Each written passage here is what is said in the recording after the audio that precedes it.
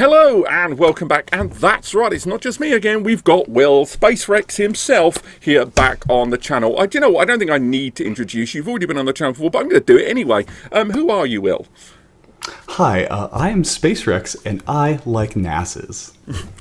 That is tough to disagree with. When you look at the content this guy's cranking out, he is a one for Synology stuff, and I think it would only be right that if we're going to talk to anyone about the recent Synology DSM 7.2 release candidate, and let's call it what it is, pretty much the final version hitting the market, we're going to talk about the things we like, the things we don't like, and we've already prepared, just like our previous video, 5 things, and I think we've got 5 things we don't like as well, like and dislike either side, that we've not discussed in advance, and we're going to go through them point by point and decide whether we actually like DSM 7.2, although I think, given you've probably watched our videos, you know how this is going to turn out. So, straight away, yourself there, I'm going to call you Will, and I'm going to try to hop between Will or Spacerex. I apologise in advance. What is your first thing? I'm fine with Will. People calling me Spacerex is like, yeah, I guess that's my name on there. I remember the day when totally fine. I remember the day when only my mum called me Robbie. That was a long time ago. But go on then. What is your first thing that you like about DSM 7.2?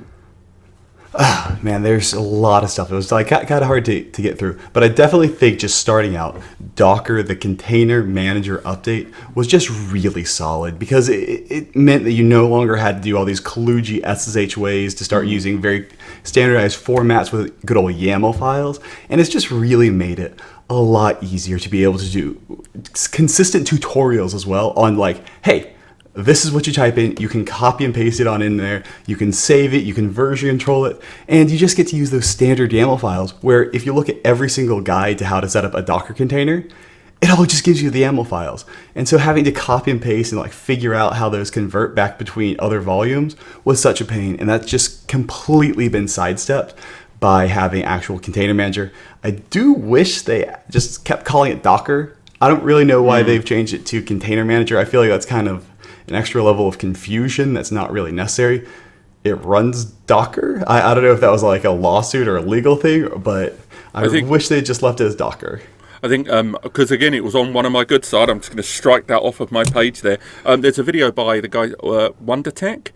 He did a really good write-up on it. But 2 of the things he highlighted there, and again, so I'm not going to even pretend these are my own ideas. They're from his write-up there, which I'll hopefully link in the description. One was the project tab.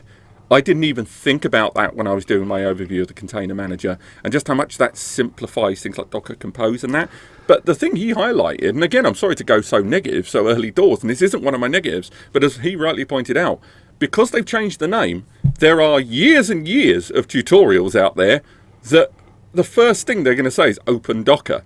And that's not going to be there. So people are going to waste time at the beginning. Why they couldn't call it Synology Docker, given it is still a Docker product with a new front end? That is really struggling to be. I mean, the only other thing I could find that would make me not like it is just the fact they've hidden the resources from the preliminary screens, which I know irked some long-time Docker users, and particularly ones that like Portainer more. But even then, these are very minor disputes over what is effectively a better presented product and an improved UI. So yeah, I mean, man alive, there's a reason that's on my list, and you named pretty much all of them.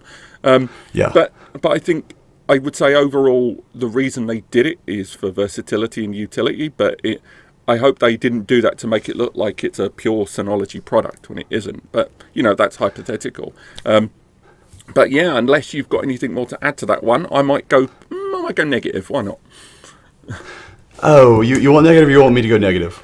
Do you know what? I've rabbited on for a while. Let's hear from you. You go negative. Why not? All right. Well, so there were a lot of really good things, and this is actually going to be a bit of a weird one.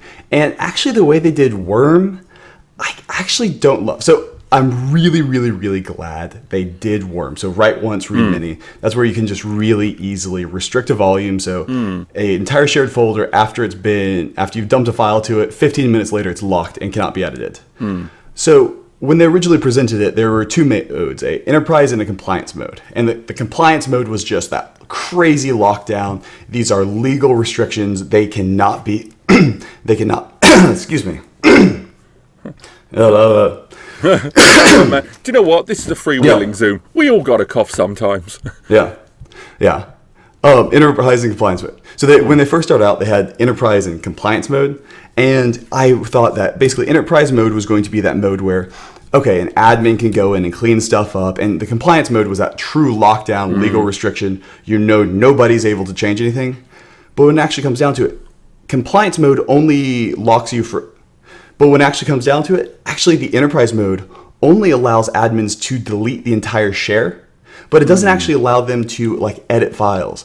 And so the biggest place where that is really hard is, what if somebody accidentally uploads personal data that nobody should be having access to? Very good point. Are you going to have to wipe the entire volume, or what is the plan for that? It would be really nice if enterprise admins, or there was a mode where admins could go in and mark a file for deletion, and then 3 weeks later it'd be able to be deleted, or something like that. But the problem is just having people who may have accidentally uploaded sensitive information, and the only other option is to blow away the entire shared folder and recreate another day. It's just not an option, in my opinion. I was going to say, because pretty much Worm was going to be my first positive, because I actually quite like the way they've approached it, and I'll be straight with you, I hadn't thought of that as a scenario, and frankly, it looks like Synology haven't either. I liked the option of the administration or complete bulletproof. I like that delay or fixed period access and then closing. I thought it was presented. I've used Worm on quite a few systems over the years, some real dull enterprise ones in the early days as well, and it was approached, it was, I would say, the most user-friendly approach and the most detailed approach to write once, read many that I've ever seen on any NAS platform. I include the likes of QNAP and, those. I really like the way they approached it, but now you've slightly soured my wonderful positive point by pinpointing, frankly, something that a lot of us should have thought. Again, well done, 10 out of 10 on that one. But for me, I'm going to crack on with another one of my positives, and this is such a small one, but it elaborates into other points. I like that they've added, and again, this was on one of their original 7.2 presentations, and I don't know if they've added it to the official page for 7.2, the beta or RC or whatever, but it was the adaptive login processes and improvements in like the triggers and the additional improvements towards auto block, because these things are what we are used to using with third-party cloud services when we log into all of our services that are based on some rando cloud in the distance, and it's the first time I've seen some meaningful integration of those things, particularly device recognition as well, in some cases, being included in that adaptive login, because two-step is useful, obviously, recognize passwordless login, that sort of thing. But the idea that the system would go, it's a bit sus. I like that grey, it's a bit sus area to be as broad as possible, not just auto block once, but auto block with variation inside to open up a little degree of customization. So although 7.1 already introduced a bunch of stuff in there, I think 7.2, and it was already sort of there, but then solidified in the RC, those nice customizable and extra layers of security input when you are logging in, I think are very, very beneficial. And I think they're not making enough noise. Again, I'll double check after this video, but I'm not 100% certain whether they mention those on the 7.2 page. Maybe they see this video and then add it, but I like them ultimately. And to piggyback off of that, I really think that 7.2 is really going after that much more enterprise feel and kind of moving away from, you're either going to have an LDAP server for authentication or a Windows domain server for authentication. Now they're really adding where for these massive corporations who, honestly, Windows domains are kind of terrible and kind of great at the same time, but being able to actually get off of that and actually have a true kind of single sign-on and really integration between a lot of apps, that is a progression that's gone. They've been going ever since 7 really came out. They've been really focusing on that, and it's really just every single time had step-ups, and I can really see a lot of massive enterprises actually being able to integrate these things into their environments because now they have so many more integrations with different parties and different things like that than they did before. Well, I think we've covered that in a nice way. I think, do you know what? It's up to you. Flip a coin, positive, negative. It's up to you. All right, I'm going positive because I want to make sure I actually get this one before you do, and that is SMBv3 multi-channel. Nice. There it is. I'm not going to lie, that's probably my number one, but I had to sneak it in there because I had to get it because this is absolutely a game changer that is going to make so many people's lives a ton better. And actually supporting hardware that they're not supporting more. So like your 920 Plus that doesn't have the ability to have 10 gig add-in, well now it's got it's got two 10 gig, or it No, does it's have two two or four ones. 1 It's gig two ports. ones.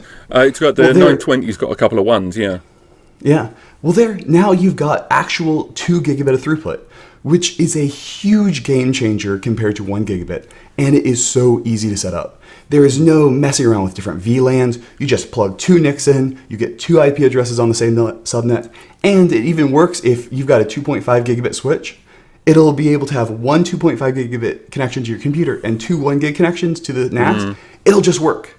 It is just flawless. The way multi-channel, it was already sort of rolling out gradually in 7.1, but I think they did a better job of integrating. Again, this is probably going to be one of my latches on one of my negatives later on, but I'm glad Synology got there, but it took them long enough to do it, because SMB3 multi-channel has been established for a while, and I was surprised of all the things that Synology were not first to the party for in this bracket of NAS. I'm surprised they weren't a little quicker to it. I'm glad that it's there. I wouldn't strictly think of it as a 7.2 solidified upgrade, but it's realised in that platform. The same way there's some drive integrations there. I would say with SMB multi... Oh, so good.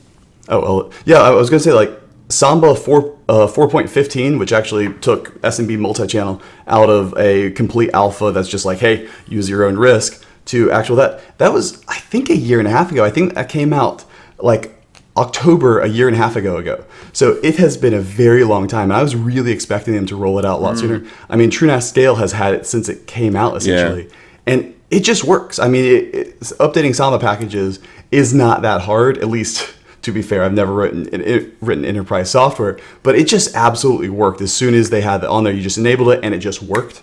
So I definitely agree with you. It took way too long to come out. And may I segue into my first negative? I'm going to go roll in the dirt. I'm going to take the low road. I think, do you know what? I'm not going to go with the big one that you're all watching this video waiting for us to talk about. We're not going to talk about. We're going to make you wait. We're going to monetize this. We want to talk. I want to talk about the approach towards M2 NVMe storage pools, because the way they've added, I think, if you include the ones from the beta, I think 5 more systems have got it added. And again, I've actually got this written a lot longer than it should be. One, the fact that the 423 has now got M2 NVMe storage pool support, but the 920 and the other systems that have that same CPU, that is a Gen 2 CPU, by the way, do not have that feature. So normally I would be like, okay, I get it, they're rolling it out. But they have added every other feature from 7.2. Your worm, your encryption, your whatever, have all been made available to those older generation boxes that are powerful enough to run DSM 7.2. They got them, but for some reason they've not allowed M2 NVMe storage pool support on those. For some reason.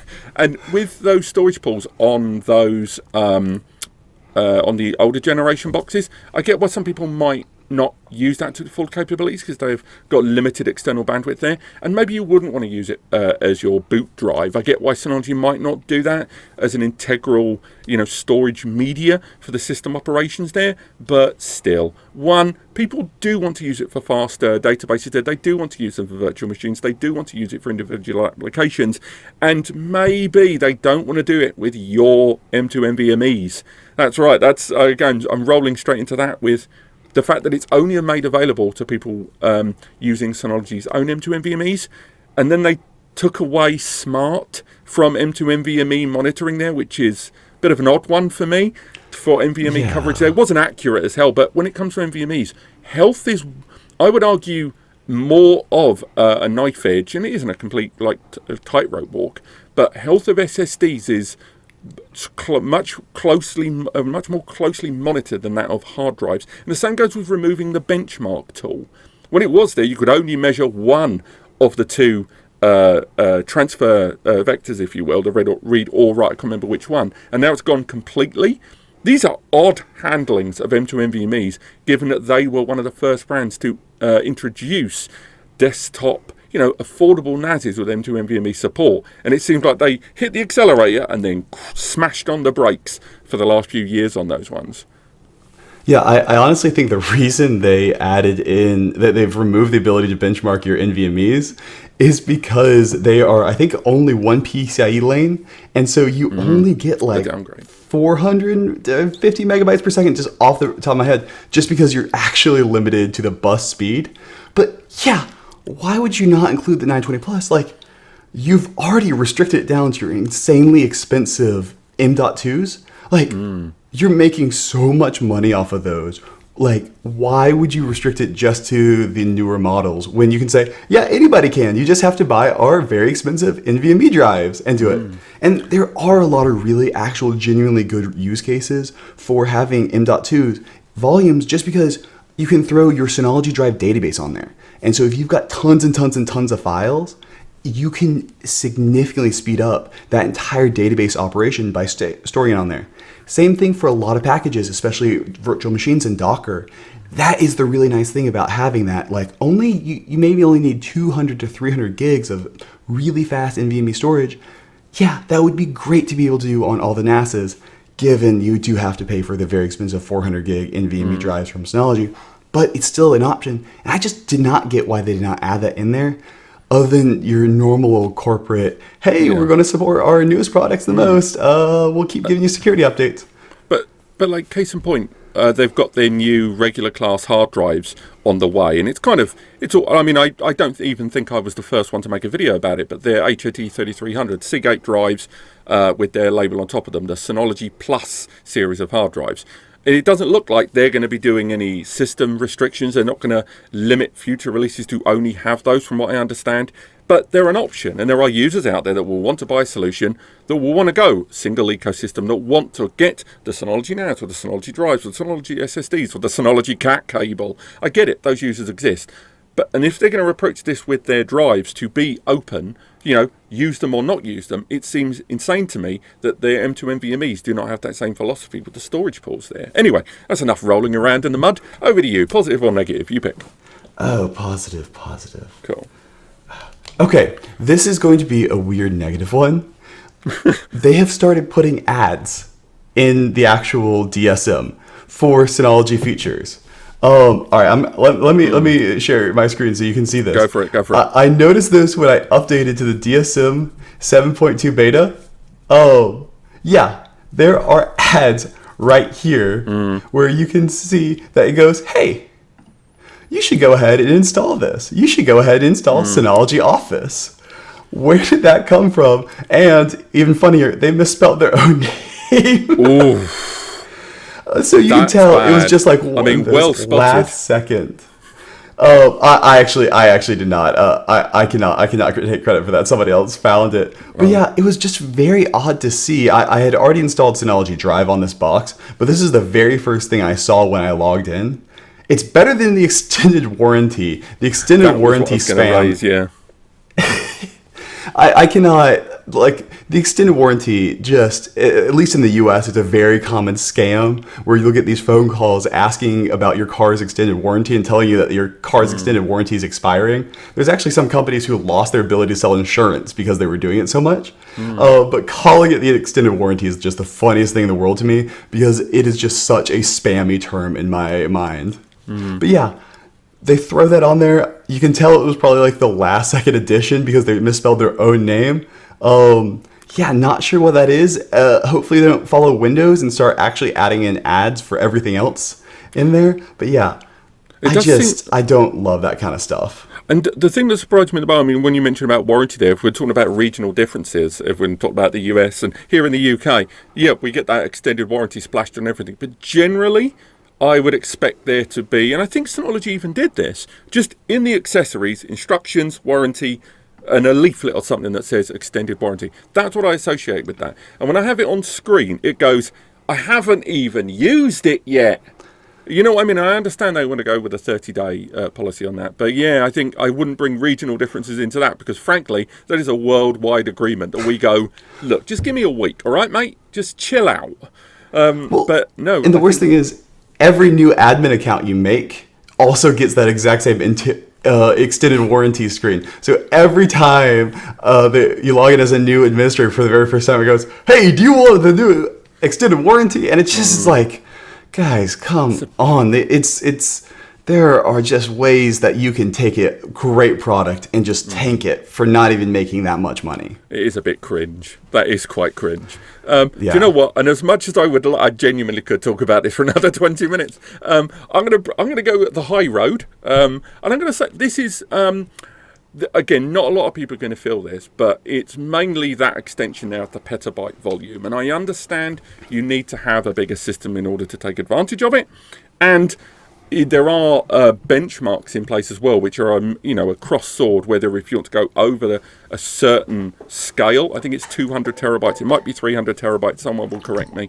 That you have to enable a RAID 6 and put 64 gig of memory minimum. So there are those. That's 200 gigs. Is it? And I like the fact they've embraced that, because for a long time there's always been some long-standing criticisms people have had for Synology, and one of them has always been, how big are your BTRF volumes? There's always been something of a barrier. So I know it's a very small point, and one that a lot of users who would have a system that's petabyte volume, they ain't going to touch no release candidate. But still, I like that they're making a bit more noise on that and at least answering their critics a little bit. It's a minor point, but I do want to raise that because I think they can sometimes listen to their critics, even if it is, not a big splash screen that goes, 50% off. Oh my God, I can't believe they did that with Drive. Oh man, what have you done to my baby? I know. But yeah, that is actually a huge one that I also have on my list, just because it's one of those things where the previous petascale volumes were terrible performance-wise, and it was just super kludgy, and 90% of the great packages just would not work. You couldn't even get snapshots running on there. And having it as a standard BTRFS volume where you can start adding those things back in there, it is genuinely going to be a really big deal. And I'm really glad they added that in there, even though obviously all those systems are going to take a very long time to get in there. I mean, a lot of those people are still running like DSM 6.2 just because it's like, all right, this is a enterprise system. I am not touching it until I lose security updates. But having that in there and getting the better performance out of it rather than trying to do a clustered volume like they had with Petascale, I think is really, really, really good. It's not. It reminds me a little bit of like TrueNAS when it goes, TrueNAS, you can technically expand it. No, you can't. Go away. Well, you can sort of, but that thing with the whole RAID cluster thing. But yeah, sorry. Over to you. What's your positive or negative? I'm going to stop you right there. That is one of the best and the worst features of ZFS is your ability to expand outward. Because it is really nice being able, I do a fair amount of work with TrueNAS as well, and it's really nice being able to tell clients, there's no upper limit.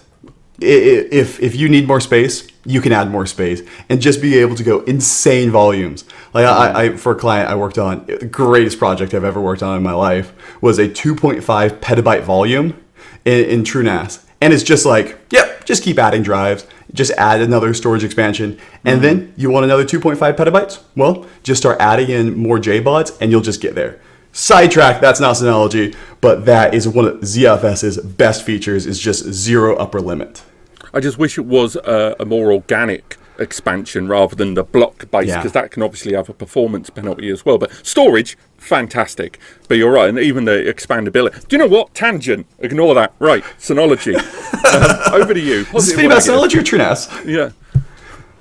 Over to you. Positive or negative? Positive. Something I actually didn't even see them put in any media. They now have these snapshots that are immutable for 2 weeks. Like, I was just messing around with DSM 7.2, and when I was enabling snapshots, I was like, hey, do you want to make these immutable? And that is the greatest thing ever. That is true ransomware protection. Because if you get somebody, a lot of times what happens on these systems is you will, or when you get ransomware in these massive companies, is somebody left some Active Directory, your Windows directory server, they left admin credentials hidden somewhere. I believe that's actually what happened with LastPass. Don't quote me on that, but that's the thing. You get that admin on the domain controller, and now that admin is an admin on everything. And so in the past, if that had happened and they signed in as an administrator, they had admin rights to your NAS and could say, they got snapshots. I'm going to blow away those as well. But now, you just can't. Without them blowing away the entire volume, you cannot change those snapshots, which is huge because you probably should be able to detect ransomware within 2 weeks for these large companies. And it just means that, okay, you can really lock this stuff down. I think that was a unbelievable feature that I didn't even know about until I just saw it, and it was like, oh, that's genius. The whole kind of solidity of their data at the moment, that was another big part of their presentation last year, and I think it is bearing fruit. But no, the immutable snapshots, I did know about those, but it was one of those things where I was trying to think when people are using already write once, read many to start with, whether they would double down on that. But no, the utility of that, and particularly as you mentioned, where people come in via some back window that someone's left open and they just knack around and destroy all the snapshots, it's just another layer of recovery. So yeah, fantastic stuff. I'm going to roll in the dirt a bit longer. Right, so let's go with this one. What are we going to go with? Do you know what? This is something that skipped a lot of people by when they were looking at the updates for DSM 7.2, and not a lot of people really looked at this. And it was the fact that some old generation systems are now supporting a 2 generations old, I think maybe 1 or 2 generations old upgrade card, the M2D18, and it was going to be supported by some older gen boxes. And I was looking at that thinking, what?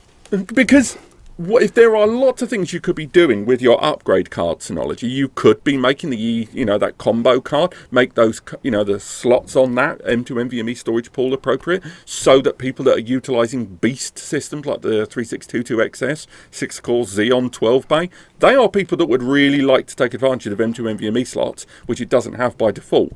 And with that, you can use some of these other cards because there was inconsistencies, I believe, with the Intel drivers on some of those cards.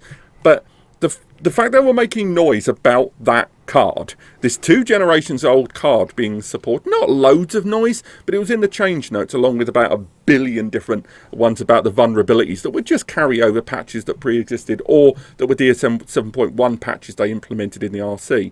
It just seemed a bit petty to add it in there because that to me isn't something worth putting on the notes there to fill up some space. And there are better things they could be doing with their upgrade cards to make them even more impressive to end users. And the time and energy that went into making that old gen card supported was energy that could have gone into making their newer generation cards or the newer generation NAS systems make better utility of those cards. So when I saw it, I was just kind of, well, who cares? And I'm sure someone does, but it just bugged me when I saw that. It was a minor point. But that's why I said 5.5 points. That was my half. Give me half. Yeah, I definitely feel like they're moving in a direction where there's, for the longest time, and I think there was some instability, you would not get any excess units. None of the rack-mounted units had NVMe drives on there. They just did not. And then there was the option to add in the cards, but you'll notice that it was always kind of a little bit more limited. And I definitely get the feeling that they had done some testing and found that in these massive corporate environments, when you're hitting it really hard, there's legitimate data security at risk, like maybe there are hard crashes. I will say anytime I've ever worked with a client and they have had the volume go into read-only mode, pretty much every single time it has been where they've had a read-write NVMe drive and something weird has happened, like a bad power loss or something like that. So I do think there is a bit of that corporate, like the same reason why they don't have SHR on the XS units is because if you're buying those massive units, you want to guarantee really, really, really consistent performance. And so SHR just does not provide that because of the mixed drive size. And so it was one of those things where they're now kind of opening up because it can be a really big deal. Pinning BTRFS metadata to an NVMe volume can make tons of operations significantly faster, especially with massive file systems. And so I was always wondering why they did not include that in those XS units and those larger rack-mounted units. And I'm hoping that this is kind of them signaling, hey, we're going to start phasing this in now that we've really tested everything out with essentially consumer NASs for the past, 5 years. I think for me, I've always been an advocate of people being given, particularly when it comes to larger companies, they're going to have an in-house system admin, and it's when they remove choices to remove SHR, for example. I've never been a big fan of that. If anything, I think that methodology arguably could be applied to people with no experience. When it comes to these larger businesses, they will have in-house IT teams. They will have experienced individuals who can make an educated choice. And I've never really been a big fan of Synology with that part of the structure at the top removing features or changing certain features them as rigid with such rigidity. But anyway, over to you. Positive, negative. All right. Let's see here. Okay, a couple of Quick Connect positive things. That Quick Connect now obeys firewall rules, which is really big. And they've also stopped automatically attempting to use universal plug and play with Quick Connect. So that means that you have to manually port forward rather than just like, oh, Quick Connect's on. Yeah. We're just going to automatically port forward for you and everything, where people don't understand what they've opened up. And so Quick Connect is definitely more secure than direct port forwarding. They do a really good of filtering bad actors. If a bunch of people start trying to connect to it, they will block those IP addresses, even when you've got massive cases. And I think those are really two great Quick Connect updates that they've added in there that I think are just going to protect, for the most part, your kind of users who don't really do a ton of research and just click, and now the NAS works and they're just going to keep using it. I think that that's a good update for those people, and you have to consciously know what you're doing and know your security is in place before actually opening it up directly to the internet. I was going to say, it's been a while since I used Quick Connect as a fresh user on a NAS. So just to confirm, if I was going in and setting that up, are you saying at the moment you need to manually open up those ports? Like on your side? On DSM 7.2, it is not going to use universal plug and play. So universal plug and play allows your router or your NAS to say, hey, router, open up these ports for me, would you? Which can lead to some very insecure cases where now you actually have ports open into your network that you did not know about. Now, Quick Connect will always just be using their relay servers unless you've manually opened up those ports for Quick Connect, which I think is a much better methodology. Sorry, that's what I was double checking there. I just wanted to double check that the option to do it and then redirect for it was still available. It wasn't just going to ignore that. So I just wanted to double check that, because I was like, I can imagine a lot of people not being happy about that. But no, that's cool. I was just worried they'd remove the feature and functionality of that. Do you know what? I'm down to one minor good thing, and I think I've got another bad one here, unfortunately. Well, if we get to the end, I got some testing to do. Let's have a look. Bosh. I brought props this time. Oh, nice. I was going to say, to go with something, I'm going to go minor positive, minor negative, or both side by side. Minor positive, I quite like, for example, the integrations in Synology Photos to, embrace WebP files. That seems like that should have happened don't get me wrong, you're giving me all these live images so I can, my 1 or 2 second motion is recorded and I can look at that like a GIF. Good stuff, lovely.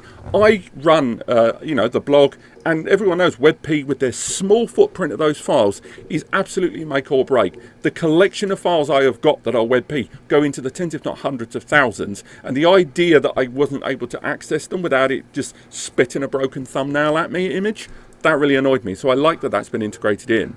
And how, they're supporting these super obscure raw file formats, and they did not include WebP. I was always very confused by those. Like, okay, you'll support everything under the sun, but not that. And then we look at the other side of it, and again, this is not Synology's fault, but the thing I do find Synology's fault in this negative is it's not being presented right. And I've read this on enough Reddit posts. I've read it on Black Void. Go to his website, lovely stuff. Go to there and Syno forum into the comments. You will see this.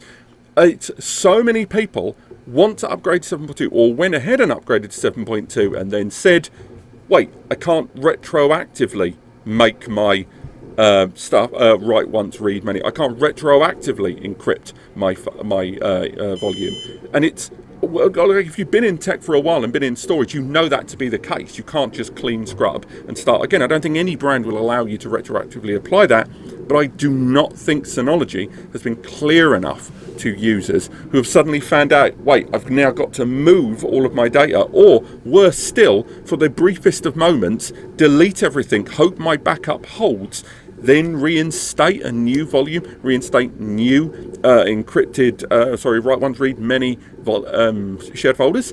And that, I don't think they've presented that clearly enough. I really do not think that has been made clear enough to novice or even intermediary users, these same users who were the target of ransomware, who were the users who made choices to open up ports, to set their system in an insecure fashion or not run updates because they weren't told clear enough. if you know what I mean, or it wasn't presented with the full reality. And it's that same methodology of, oh, we've got this great feature that really only new users will get to take advantage of. And I didn't like that. I didn't like the way that was presented there. It's a mind equivalent. It's the retroactiveness, or the inability to retroactively apply those is not Synology's fault. It is the whole, algorithm that goes into these things. I just don't think it was clear enough. I don't. Yeah, I completely agree with you. They hid that. Like, that was one of those things where they absolutely hid that. Like, so I scoured the press report when DSM 7.2, and finally I had to email, I've got contact Synology, and that was the only way I figured out that, yeah, they're not going to be retroactive. Obviously, when you're using LVM, there's just not an easy way to go between all these different volumes. Synology in the past has actually done a pretty good job of it, but like migrating the packages, they just don't have a way to do that. And so I was pretty sure, I'm like, all right, that's going to be pretty tough for them to do, especially if they want to keep uptime. But I definitely agree with you. It did not sit right with me that they just kind of hid that, oh, hey, by the way, you're not going to be able to. I think they were really trying to save face on that and knew there was going to be a large kind of outcry about that. So they're like, all right, we'll let people find out on their own and just kind of slowly go ahead and do it.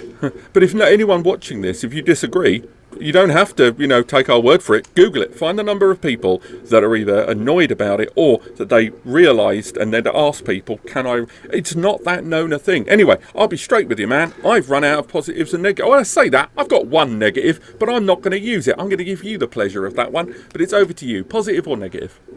Well, the next one is full volume encryption, and it is both a positive and a negative. And I brought a prop here this time, which is very nice. Let's go. And I wanted to find out if it is actually going to be a positive or a negative, because it is huge, because it's going to allow a lot of people to encrypt without thinking twice about it. I'm very happy about that. That is the biggest thing for me, is removing the barrier of entry. And when I have a conversation with a client saying, hey, do you want to encrypt this folder or not? There's X, Y, and Z limitations, and there's a huge pain. You can do X, all this stuff. You have to ask yourself, is it worth encrypting? But with the new full volume encryption, ideally it's just, hey, everything's encrypted, everything else works exactly how it is. Back-end, yeah. But one of the big issues was, there's no way to there's no way to handle the keys unless you're going to use a KM IP server, which is, you can set one up on a Raspberry Pi, but it's just not something that 99.9% of users are going to be able to do and do right, where they might accidentally screw up the server and now their keys are gone. But then the other option is these local keys that you don't have any options for.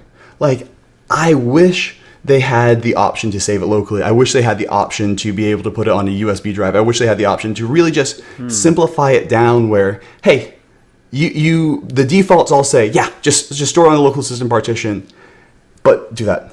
Then the other problem was, they're not even flushing the keys, at least in the beta. They were not flushing the keys when you did a simple password reset. So those of you who don't know on Synology, you just hold the reset button for 5 seconds and hear the beep.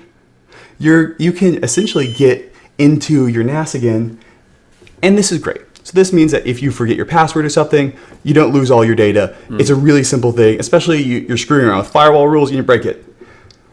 When you do that with encrypted shared folders, it unmounts the keys, it flushes the entire machine key, and so all those encryption keys are gone. But when you did this on the actual encrypted volumes, at least with the 7.2 beta, they would not be flushed. The volume would just mount up. I still to this day have not gotten to a place where I had to input the key to an encrypted volume. So I was just doing that test here. I don't know, I may have broken something. I wonder what these beeps are. I'll interject while you see if you can get that to do the thing. But no, I think predominantly, and I've done the volume test. I think I did it in my videos for both the beta and the RC. My beef with it predominantly was when I was creating the volume and I created that vault key, and then I downloaded a local key for that volume. It did give me the option of that local key, which I downloaded during my video. What bugged me is I couldn't disable the local key. I couldn't go into the system and disable the locker. What was really annoying is I would go into the storage manager and then the global settings, and then I'd go into the global settings and there was a tick box for the locker, and it was ticked when I'd created the encrypted volume. But if I tried to, I've got a cat coming in, when I tried to threw me off there. When I would try to disable the locker, it wouldn't let me. It would just say to me, no, you can't disable it, you've got an encrypted volume. But I was like, I don't want there to be a local key on this volume. And then worse still, when I restarted the system, it auto-mounted the volume. And to me, that I really don't like. I understand, I want there to be an option that isn't an annoying cat. I don't want my volumes to be auto-mounted unless I tick a box to say it does that. Because the system could have been turned off and someone accidentally reset the password to get in. There could be so many different instances where an auto-mounted volume can be problematic. I'm going to push that cat out of the way. Don't you dare. And I don't like the fact that there isn't an option to make sure on a reboot that volume needs to be manually mounted. And it's not even to do with DSM, because DSM will install without a single pull or a volume installed. But still, nonetheless, if I reboot the system, as you say, I don't need the key. It's just there because it's stored internally. It's super annoying. Yeah, the biggest thing for me is the option. So having the ability to, I definitely think the default for your layman, just click encryption just like it does on your computer, and it's just encrypted and you don't have to worry about it. Getting more and more people into encryption is absolutely great.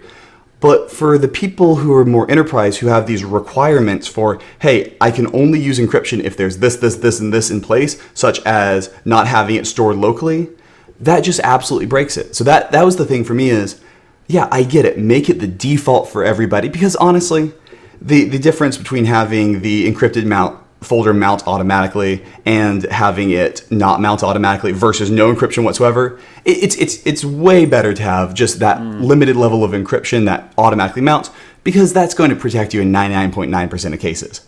But for those people who really actually want their stuff encrypted and want to make sure that even if somebody starts trying to get a backdoor into the NAS or starts going in and resetting it and doing who knows what, having that knowledge of that key is on a thumb drive, I keep it in my pocket. And so if I have to go in and I have to remount it, I am the one who has to do that. And I did just do my testing here, which is great. At least now, when you do a soft reset on a NAS, it actually goes in and does not automatically mount them, which is huge. For previously on the beta, the actual volume was going to still mount even if you did a soft reset on the NAS. And so that is at least where I would recommend it for most people. And so I'm glad they've added that back. But I still do wish they had the ability for it just a very simple thumb drive. Just how they do with shared folder-based encryption. It was not that hard, and it honestly worked pretty well. You defaulted to having everybody on the machine key, and then for those people who were needing that extra security, yeah, you had a very easy thumb drive you could plug in or use the file. I'm still pretty sure you do download the key. You do a localized download key. I think that is for the volume and not for the vault, that key that you download. But yeah, my big beef has always been storing internal keys. You know, it's useful. Give me a choice. That's really it. Yeah. I mean, DSM 7.2, I think in summary, have you got any other points? Or no, that's pretty much all I got. Because I was going to say, for my summary, I like 7.2. It's not a game changer of an update, because it's a semi update. It's not like DSM 6 to 7. Overall, I really, really like it, and most of my disappointment, that for any kind of disappointment with 7.2 as this release candidate, is again, it's more about why hasn't Synology done this? And it's not. I don't have a problem with what they've rolled out. I really like DSM 7.2, as I said as much in my video. I wish they did more or moved a bit faster. I think that's my big beef. How about your big takeaway? I would absolutely agree with you. DSM 7.2 is a no-brainer update. It is just missing some things that could have just made it that much better. There were a few really powerful features added in there that we're really just going to be a game changer, specifically for businesses. And it's just going to be so nice being able to just have that encryption by default, even though there's some restrictions to it with the keys. It's just having that ability added in there. Now it's just like, well, we've got this, let's get more. And I definitely feel like there is more that could have been added in there to really kind of bring it on out further. I mean, I'd say right now, I don't know how long this video has been running for, but I'm fairly certain people have already started putting in the comments the things they like, dislike, wish read, and not. But if you haven't, head there now and start adding what you think. Do you like the DSM 7.2? Maybe we missed something that you liked or disliked. Otherwise, thank you so much for coming on the channel again. Spacerex, he'll be linked below. And again, you can hire the man. You can go to his website. You can go to it. Like, he's all over the place, this chap. So try and check him out. We probably might do another video very, very soon. But apart from that, thank you so much for coming on today, Will. And the rest of you, have yourselves a lovely week. Yeah, thank you. Always a pleasure for being on the channel.